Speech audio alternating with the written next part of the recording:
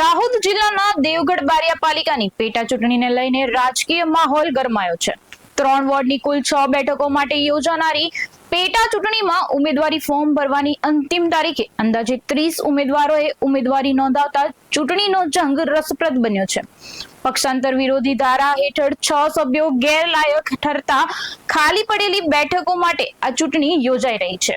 મુખ્ય રાજકીય પક્ષો ઉપરાંત અપક્ષ ઉમેદવારો પણ મેદાનમાં ઉતર્યા છે।